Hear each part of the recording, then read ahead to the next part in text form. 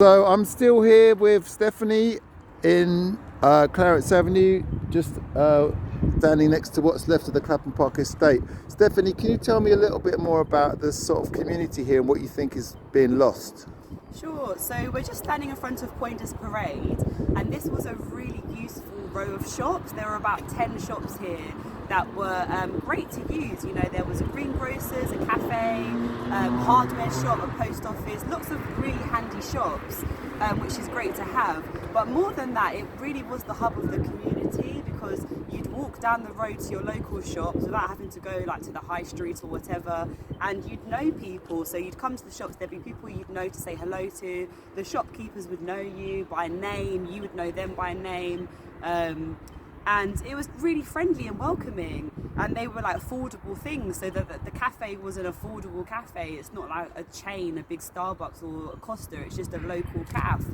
The pub again was a local pub where it's affordable drinks. It's not anything high end, and I think we're really losing that in London. Everything now is going that way. So these have been shut for, I don't know, between 8 to 10 years now. They all went at different times. But it was just kind of like, even the chip shop. I remember Joe, the chip shop, you know, I knew him since I was a toddler. And it was a kind of place where if someone didn't have enough money, they would say, oh, that's okay, just pay me next time, pay me tomorrow. So I think it really is a big loss to the community.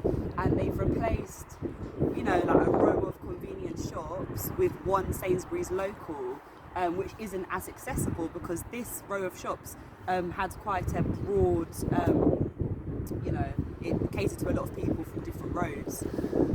Okay, and I imagine that the people that are buying the new flats in the new development on Clapham Park Estate, since there isn't a row of local shops, that they'll probably get most of their things delivered. What's happened with all the promises that were made about the community facilities that were going to be replaced? Is there any sign of the library, a proper community centre, anything like that?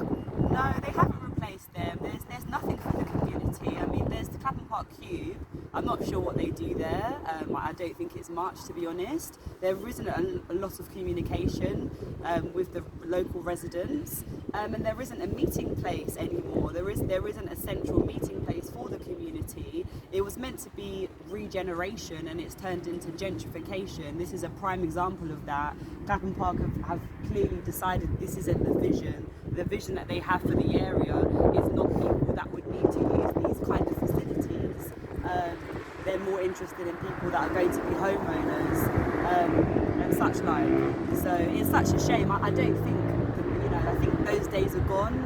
What I remember this community being, it's definitely changing, and it will have a very different feel to it when there are multi-storey tower blocks that, you know, packed in with private owners, so it will have a very different feel to the road. So do you feel any confidence when Metropolitan Thames Valley Housing are saying that they're improving green spaces and building communities? Do you believe that? They're improving green spaces. We've lost, I mean, Joe will tell you the figures, but we've lost tens and tens of trees, and we've lost green spaces to make way for lots of housing, and the housing that they're making way for is private, quite expensive